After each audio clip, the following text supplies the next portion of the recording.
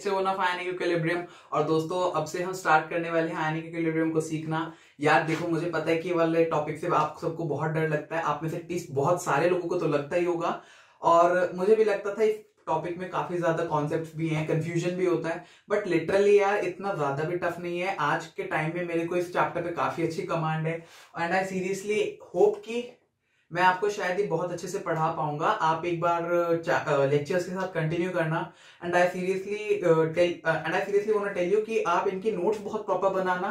अगर आप नोट्स को भी साथ में मेंटेन करते हैं तो आई होप कि आपके लिए चैप्टर काफी इजी रहेगा। And practice is a serious must, जो कि हम डेफिनेटली करेंगे। तो आज हम स्टार्ट करने वाले हैं, ये लेक्चर 1 है, तो आज थोड़ी बेसिक डेफिनेशन से स्टार्ट करेंगे और धीरे धीरे हम इसकी अच्छे अच्छे कॉन्सेप्ट को भी कॉन्कर करेंगे। तो स्टार्ट करते हैं यार। तो सबसे पहले आज की कुछ बेसिक डेफिनेशंस हैं कि कुछ लोग आए, कुछ महान लोग आए, उन्होंने किसी चीज को कैसे कहा, किसी चीज को कैसे कहा। तो आपको पता है वो सब सीखना जरूरी होता है, पता होना चाहिए। तो हम उसी को आज स्टार्ट करने वाले हैं। तो पहले स्टार्ट करते हैं कि अर्हेनियस क्लासिफिकेशन ऑफ इलेक्ट्रोलाइट क्या होता है। बेसिकली अर्हेनियस सर ने इलेक्ट्रोलाइट को कैसे क्लासिफाई करा। देखो बहुत सिंपल सी चीज है, मैं इसमें ज्यादा टाइम नहीं लगाऊंगा। इलेक्ट्रोलाइट इन्होंने उसको देखो, जो चीज हमारी पानी में, सपोज हमारे पास ए सॉलिड था, अगर ये पानी में जाकर ए एक्वस बन रहा है और कोई अपना एसोसिएट आयन नहीं दे रहा है, तो ये एक नॉन इलेक्ट्रोलाइट कहलाएगा। बेसिकली पानी में जाके टूट नहीं रहा है, सिर्फ गीला हो रहा है। तो अगर ये सिर्फ गीला हो रहा है तो इससे हमें कोई लेना देना नहीं है, ये हमारा नॉन इलेक्ट्रोलाइट हो जाएगा। अब लेट अस अज्यूम कि कोई कंपाउंड था ए बी सॉलिड, उसको पानी में गया और वो ए प्लस प्लस बी माइनस में टूट गया, तो ये अपने कॉन्स्टिट्यूएंट आयंस में ब्रेक हो गया, तो ये हमारा इलेक्ट्रोलाइट कहलाएगा। This is what is called as electrolyte. ये इतनी महान बात उन्होंने हमें बहुत जल्दी हमें बता दी थी कि इसको हम इलेक्ट्रोलाइट कहते हैं, इसको नॉन इलेक्ट्रोलाइट कहते हैं। और ये आई होप कि आपको बहुत जल्दी समझ आ गया होगा।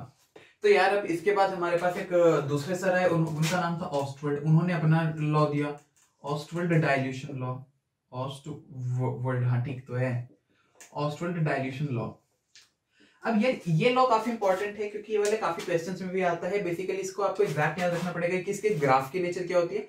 इसमें ग्राफ होता है कि जो कि आपको काफी हद तक याद रखना पड़ेगा, और उसमें पैरामीटर्स क्या होते हैं, किस किस के बीच में होता है। तो वो आपको मैं ग्राफ बना के दिखाता हूँ। वो ग्राफ ऐसा होता है, वो ग्राफ आपका अल्फा और रूट ओवर कॉन्सेंट्रेशन के बीच में होता है। अल्फा क्या होता है हमें पता है, डिग्री ऑफ डिसोसिएशन, ठीक है।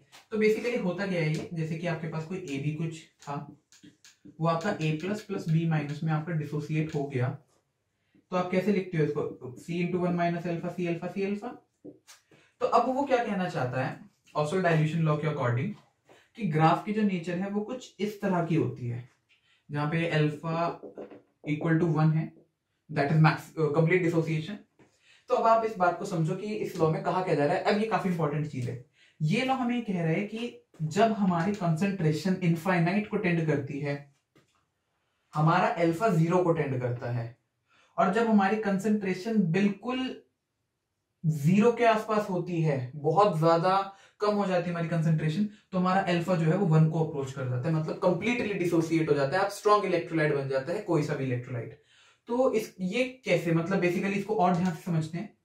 कंसंट्रेशन 0 हो जाने का क्या मतलब है। सपोज आपका जो इलेक्ट्रोलाइट है ए बी, अगर आपने इसको पानी में डाला तो उसका कुछ अल्फा होगा, बट अगर आपने इसको समुद्र में डाला तो आप जान जाओ कि आपका जो अल्फा है वो 1 हो गया, वो कंप्लीटली डिसोशिएट हो जाएगा। बेसिकली जितनी ज्यादा आपकी कंसंट्रेशन कम होती जाएगी, आपका इलेक्ट्रोलाइट स्ट्रॉन्ग होता चला जाएगा, उसका अल्फा बढ़ता चला जाएगा, अगर आप उसका जो सॉल्वेंट है उसको बढ़ाते चले जाओगे। तो ये जो कॉन्सेप्ट है, ये ऑस्टवर्ल्ड ने कह दिया, आपको मानना पड़ेगा, मानना ही पड़ेगा। तो आप इसको याद रखना कि अच्छा ऐसा ऐसा होता है। अब हम आगे बढ़ते हैं।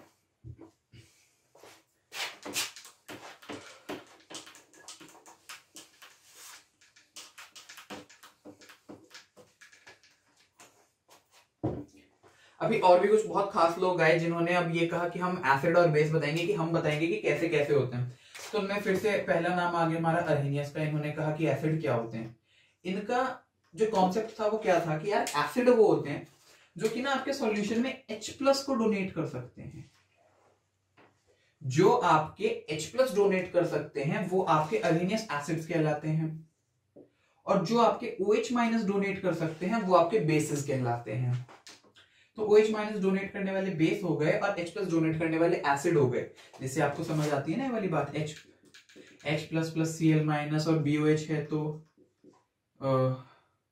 B plus plus O H minus, basically इस तरह का। तो आपने देखा कि H प्लस और OH माइनस डोनेट कर रहे हैं। बट जैसे जैसे टाइम बीता लोगों को पता चला यार एसिड और बेस सिर्फ इसी तरह के नहीं होते, HCl और BOH टाइप के, जिसमें कि H और OH हमें नजर आ रहा होता है, एसिड तो ये भी है, ये भी हमारा एक एसिड है NH3। अब इसमें तो हमें कोई भी OH नजर नहीं आ रहा है, तो क्या ये बेस नहीं है? बेस है। इस चीज को सही करने के लिए हमारे दूसरे साइंटिस्ट आते हैं, उनका नाम है ब्रॉन्स्टेड। उन्होंने अपना कॉन्सेप्ट दिया Brønsted concept of acid and base. Brønsted sir ने क्या कहा? ब्रॉन्स्टेड सर ने हमें ये कहा कि यार देखो इस सब को हटाओ, बस आप इतनी सी बात मान लो कि जो एसिड होंगे वो तो वो होंगे जो कि H प्लस डोनेट कर सकते हैं, सेम बात। बट जो बेस होंगे, बेस हमारे वो होंगे जो H प्लस एक्सेप्ट कर सकते हैं।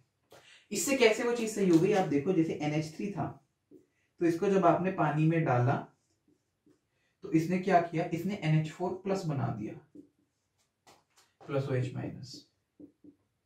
बेसिकली NH3 प्लस था, NH4 प्लस बन गया, तो इसने H प्लस आयन जो है एक्सेप्ट कर लिया, तो ये हमारा ब्रॉन्स्टेड बेस कहलाएगा। और एसिड का तो आपको समझ में आती है कि अच्छा एसिड कैसे होते हैं, ब्रॉन्स्टेड। तो ये Bronsted concept of acid and basis आ जाता है।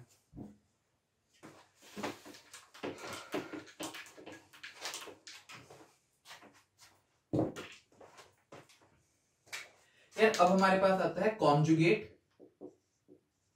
Acid base. Basically conjugate acid base क्या होते हैं, ये आप में से बहुत सारे लोगों को पता भी होंगे, जिनको नहीं पता उनको मैं जल्दी में बता देता हूं। ये बेसिकली वो पेयर्स होते हैं एसिड और बेस के, जो कि एक H प्लस दैट इज एक प्रोटॉन से डिफर करते हैं।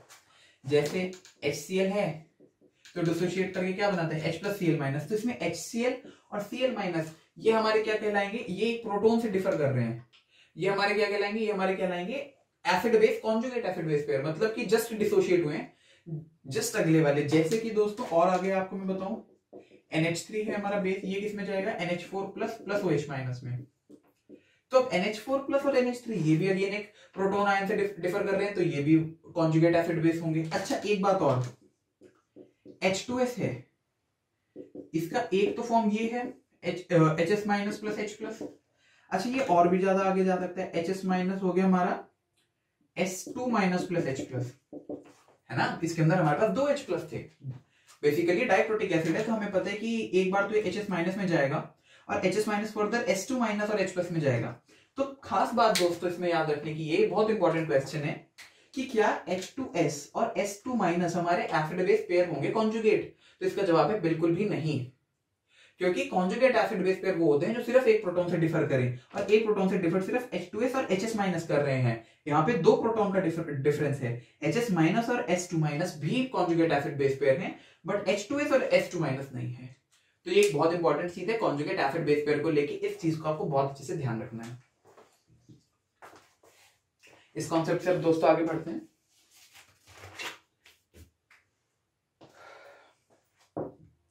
अच्छा अब और आगे बात करते हैं यार। अब क्या बात करते हैं कि एसिड बेस की डिसोसिएशन को समझते हैं। अब से काफी कॉन्सेप्ट जो हैं अब वो काफी अच्छे और स्ट्रॉन्ग होते जाएंगे। एसिड बेस की डिसोसिएशन कब आप पढ़ रहे हैं? एसिड बेस डिसोसिएशन क्या होते हैं? सिंपल, H आपके पास एक एसिड था, वो H plus plus A minus में गया, तो वही सिंपल सी बात C1 minus alpha C alpha C alpha, ठीक है? तो इसका क्या इक्विलिब्रियम क्या हो जाएगा? C square alpha square upon C into 1 minus alpha. इसको मैं C alpha square upon 1 minus alpha लिख देता हूं। तो खास बात, जब एसिड के केस में हम ये लिखते हैं तो बस उसकी एक टर्मिनोलॉजी हमने डिफरेंट कर दी है। इसको हम बोल देते हैं कि acid dissociation constant of acid, इसको हम Ka बोलेंगे। सिमिलरली जब हम बेस के कॉन्सेप्ट में लिखेंगे BOH B plus plus OH minus K equilibrium equals कितना हो जाएगा? C alpha square upon 1 minus alpha. फिर से वही वाली बात, इसको हम B कह देंगे। ये इक्विलिब्रियम कांस्टेंट ही है, बट इसका एक नया नाम दे देते हैं हम एसिड और बेस के केस में, और उसको हम कहते हैं Ka Kb, dissociation constant of acid and dissociation constant of basis.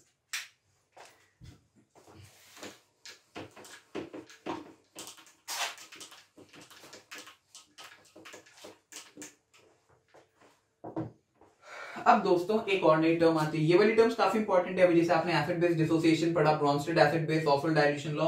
अब एक नई इंपॉर्टेंट टर्म आती है ऑटोप्रोटोलिसिस कांस्टेंट, ये सेल्फ आयनाइजेशन कांस्टेंट। ये क्या चीज होती है? ये चीज हमारी ये होती है कि जो पानी है, पहले मैं हेडिंग डाल देता हूं, ऑटोप्रोटोलिसिस। ऑटोप्रोटोलिसिस बेसिकली अब क्या होता है, जब हमारे पास H2O होता है तो ये H plus plus OH minus में जाता है, ठीक है। तो अब एक खास चीज डिफाइन करी जाती है KW। KW, ये KW होता है हमारा self ionization constant, self ionization constant. ये कहलाता है H plus into OH minus. इसी को हम ऑटोप्रोटोलिसिस कांस्टेंट भी बोलते हैं, इसी को हम KW भी बोलते हैं। और ये चीज फिक्स्ड होती है, कांस्टेंट होती है, ये चीज आपको याद रखनी है कि KW जो है वो H plus into OH minus है। अब यार ये जो चीज है ये एक्सपेरिमेंटली डिटरमाइंड फैक्ट है और इसकी वैल्यू पता है पहले से, वो है आपकी 10 to the power -14 at 25 degree Celsius. ये चीज आपको याद रखनी है कि चाहे कुछ भी हो जाए, कोई सा भी सॉल्यूशन हो, चाहे वो एसिड का हो या पानी का खुद का सॉल्यूशन हो या बेस का हो, हमेशा अगर 25 डिग्री सेल्सियस है तो H plus into OH minus की जो वैल्यू होगी वो हमेशा 10 टू द पावर -14 के बराबर होगी। और इसका वेरिएशन कैसा है टेम्परेचर के साथ? जैसे जैसे टेम्परेचर इंक्रीज करेगा वैसे वैसे जो आपका KW का वैल्यू है वो भी आपका इंक्रीज करेगा। सिर्फ उस केस में जब आपका टेम्परेचर 25 डिग्री के अलावा कुछ और होगा, आपका तब H प्लस और OH माइनस का कंसंट्रेशन 10 टू द पावर -14 के अलावा कुछ और होगा। तो ये KW ऑटोप्रोटोलिसिस कांस्टेंट है, ये बहुत सारी जगह यूज होता है। जहां पर हमें एक कंसंट्रेशन पता होता है तो हम दूसरे का हम निकाल सकते हैं क्योंकि हमें वाली रिलेशन पता है।